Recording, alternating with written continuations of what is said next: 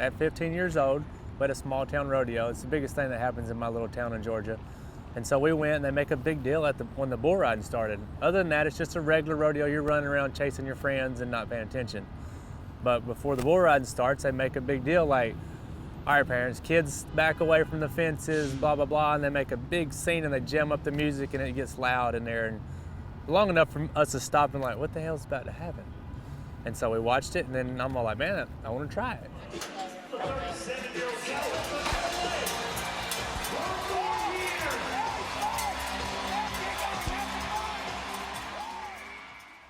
Professional bull riding, how does it work? Because most of us know how, football works, tennis, something like that, but how do you know how good you are? You don't until you try it. That's scary. That's exactly that's the whole point in bull riding. Like there's no way to train for it other than getting on the real thing. That's the best training you can do is get on a bull. And then of course, once you go into having to get on them, it all comes to the fear factor, the danger. It's still the same no matter if you're practicing or you're performing, at this caliber at the PBR. How do you prepare to get on a crazy animal bucking around? I train my body. I try to keep my body in the best shape as possible to prepare that battle. Other than that, it's a mental game. 90% of bull riding is mental. I don't care who you are, what they tell you, it's 90% mental at this level if you're going to be the best of the best. Because you're dealing, the bulls that we ride they're trained for this, they're bred for this. They're like a racehorse that runs fast. They breed them for years and years and years to do that. Same in bull riding, they're breeding these bulls to be bucking bulls. So they crossbreed them, mixed breed them, and they have it figured out to a science now that when these bulls are 3 years old, they're coming up against the best 35 guys in the world.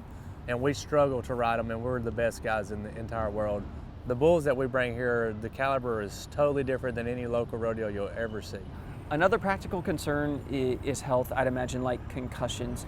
How do you deal with injuries? I would think they're unavoidable in this line of work. 20 years you've been doing this, nearly, you said, professionally. I try to keep myself in the best shape possible for what I do to prevent those injuries. So I try to be on top of my game every day at home, and that's why I don't do another job or work another job during the week, even though I'm bored pretty much all day other than going to the gym for an hour or two.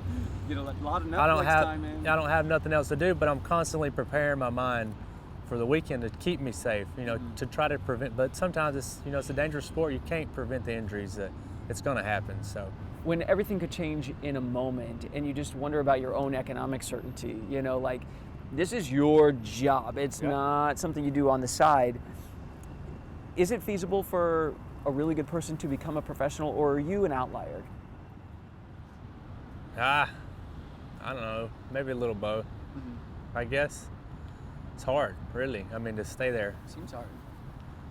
And I just know from experience, because I've been around this sport, and at the top, for a good 20 years. But in those 20 years, I've made 12 World Finals, so 12 Super Bowls, 12 World Series, however you want to look at it. That's our big show, is the World Finals. I've made 12 of those in 20 years. And the only reason I didn't make a few of those is from injuries, is because I was out hurt, or I missed half a year, or I missed a whole year. Other than that, it's never, if I've been healthy and able to ride, I usually qualify. I can finish in the top 35 in the world. What makes you different? What do you think you do that's different? I don't know. In the locker room. If I'm either one thing I'm tough, or I'm just too stubborn to quit. I don't know. But it's a lot of luck. I guess I've been pretty fortunate. I've had my injuries, throughout my career, no lie, but I never thought I would do anything. I'm like, I'll go ride, win a few $100,000, and then figure out what I'm gonna do in my life later on. I never would have thought 23 years later, I'm still here and still able to perform at this level.